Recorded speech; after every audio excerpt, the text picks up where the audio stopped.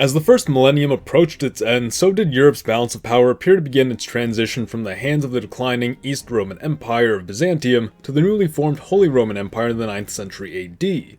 Despite Byzantine decline, it would continue to exist alongside its Western counterpart and rival for several more centuries, before ultimately succumbing to collapse.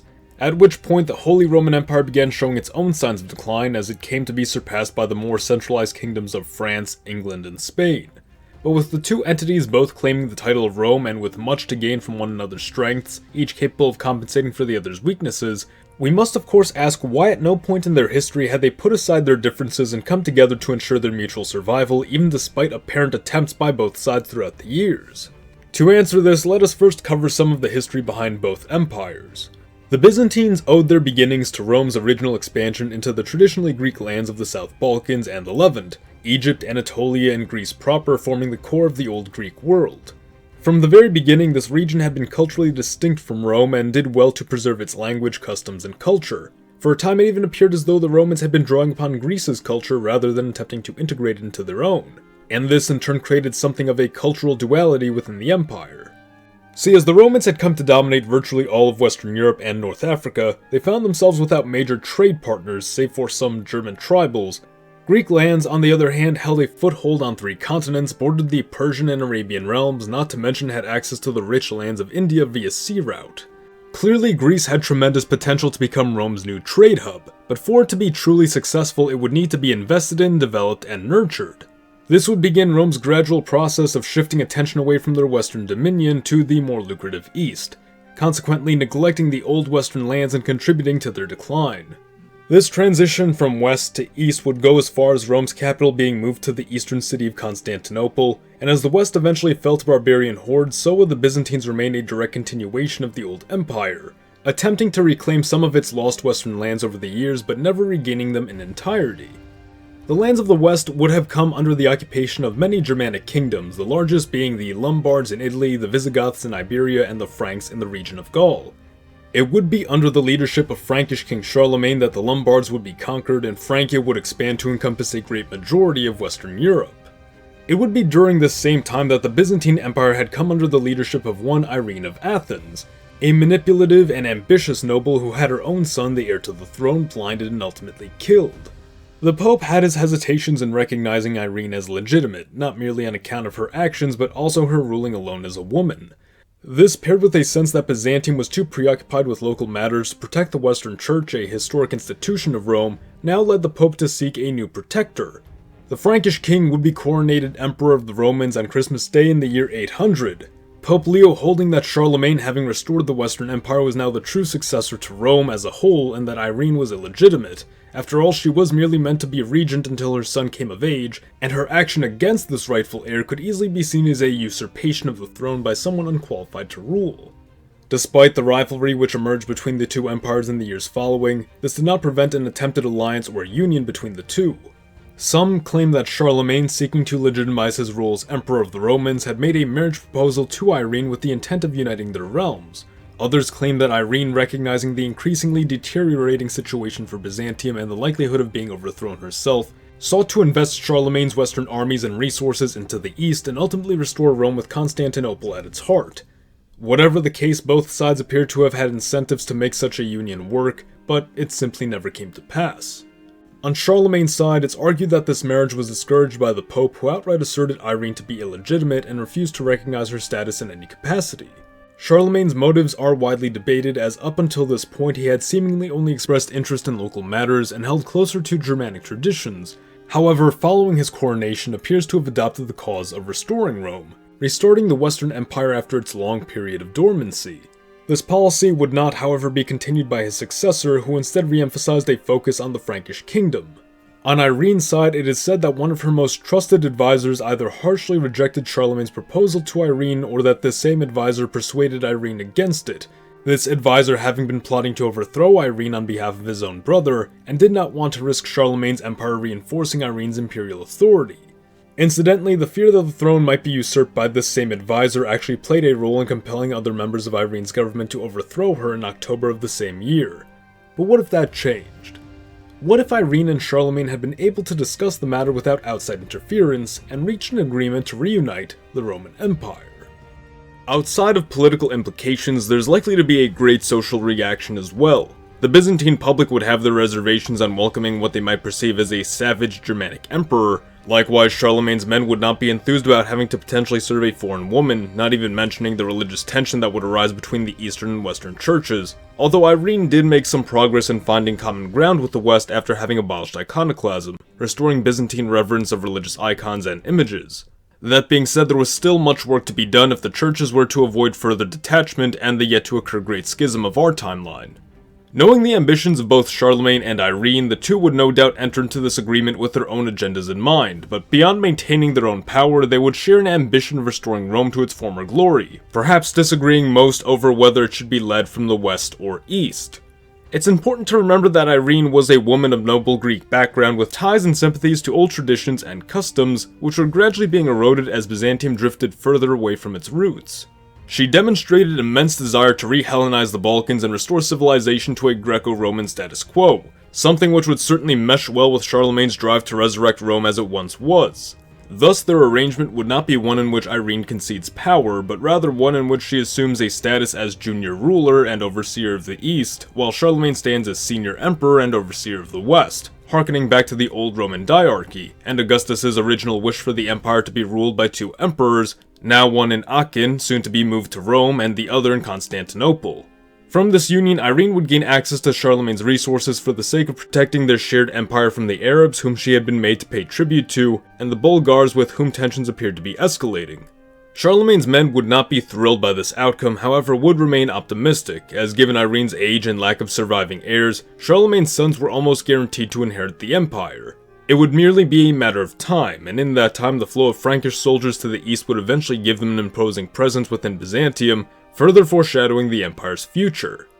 In the west, Charlemagne would slow further military expansions, focusing additional territorial growth on lands which could help connect the east to the west, namely lands in southern Italy and Croatia, but otherwise would use his remaining armies primarily for the purpose of defending the empire from the newly incoming waves of Danish attacks from the north. Though just as was the case in our world, these conflicts would come to a swift end following the Danish king's death.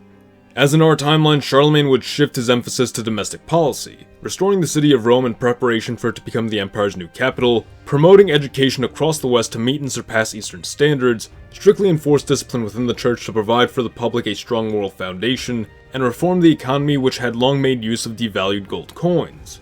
Economic standardization and reform would see Charlemagne gradually phase out gold coins for ones made of pure silver. In our world, it had been the loss of Venice to Byzantium and a subsequent gold shortage which finally inspired this transition. However, the process had been set in motion by Charlemagne's father, and it's very likely Charlemagne would have moved forward with it regardless, not seeing the current gold system as stable enough to rely upon. Though Charlemagne would have brought about the beginning of an era of prosperity for the empire, by 1811 his three eldest sons had passed away, leaving only Louis the Fair, later known as Louis the Pious, to take power. In the east, Irene would find herself preoccupied with domestic rebellions, Arab incursions, and a war with Bulgaria. The Byzantines experiencing general success in these conflicts thanks to Frankish support from both Charlemagne's loaned armies and Frankish borderlands threatening Bulgaria's western flank. Irene, also reaching her later years and with no immediate successors, would take to preparing Louis Pius, adopting the Latinized name and title Ludovicus Pius Felix, to assume total control of both imperial realms, even if only temporary. Upon Charlemagne's death, Ludovicus would, just as in our timeline, purge any remaining challengers to the throne and any nobles he deemed to be morally unsound. In our timeline, Louis stumbled on moral matters, his piety regularly leaving him guilt-ridden and forgiving to a fault.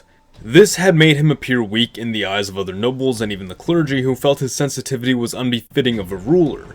He pardoned former exiles and restored their positions of power. Further, he demonstrated uncertainty in the succession of the imperial kingdoms by his sons, which led them to war against him and later each other. While it's unlikely Louis's piety and character could be drastically changed by Irene's instruction, she is likely to encourage him to abandon the Frankish tradition of partible inheritance, to instead pass the undivided empire down to only one of his sons, and to take any measures necessary to prevent a struggle for succession. Aside from the guilt he'd need endure from banishing or outright executing his rivals, he'd also be forced to act more harshly against his sons should they challenge his decisions on inheritance. In this case, he would forego the partible inheritance tradition and pass down the undivided empire to his eldest son, Lothar, as Louis's own father had done for him. Lothar's siblings would be relegated to high nobility and status, though with no significant political power, and it's likely at least some of them will be exiled by Lothar upon his own ascension. Knowing well the threat rivals might pose even in exile, Ludovicus would see to restructuring the military so as to make it better trained, better organized, better disciplined, and above all loyal to the emperor alone. The goal would be to create a permanent standing army who at any given time could begin marching fully ready to face the enemies of the empire. Enlistment quotas would be imposed upon every town, village, and city akin to attacks. A set number of men between the ages of 16 and 40 would be conscripted into 2 decades of service, with the promise of land as a reward for serving those 20 years. Legionnaires would be provided uniform equipment, given codified instructions, and be awarded payment based upon their rank and performance. Beyond matters of succession and the military, Ludovicus Pius Felix, as per his namesake, would also go about reforming the church to meet a higher standard of morality and duty. In our world, Louis, even despite his piety, clashed with members of the clergy over their questionable devotion and interpretation of the faith. In our world, he would appoint Benedict of Aniane to manage these reforms up close, and in this timeline would take things even further by restoring the role of Pontifex Maximus to the title of Emperor. This would in essence make the Emperor not merely a defender of the church, but its highest priest, much to the displeasure of the Pope. By crowning Charlemagne, the Pope had created a hard precedent for the church having final say in the ascension of an emperor, making the Pope an essential kingmaker. Ludovicus would seek to push that back, asserting that the emperor chosen by God to rule his land and protect his church should stand above all other officials in appointing an ideal successor and remain secure from corrupt decisions of lesser clergy. Corruption would indeed become a major issue for the church only some decades later, contributing to the empire's decline, but this time, things are different. Ludovicus is able to use his religious devotion to win over enough support to reinstate the title of highest priest to the emperor. This does, however, create a divide within the church and spark several insurrections which he would suppress without hesitation, allowing him to further consolidate his clerical authority in the aftermath. Lothar, adopting the Romanized name Lotharius, would be sent to Byzantium at age 18 to rule as a junior emperor, learning firsthand the demands of leadership, the culture of the empire's eastern half, and the inner workings of government. Lotharius would be raised not as a Frank, but as a Roman.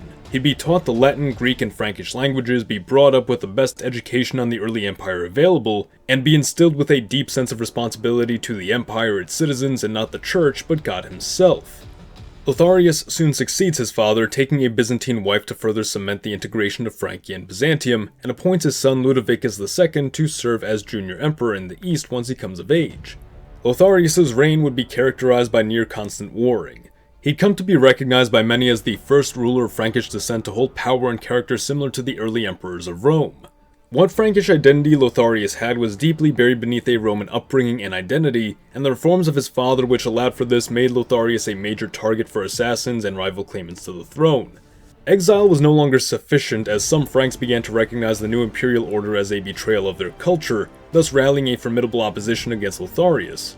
However, the resurrection of Rome's well-organized legions would have provided the new emperor the overwhelming might necessary to defeat his foes, and in the aftermath further suppress and integrate local cultures into the united Roman identity by force.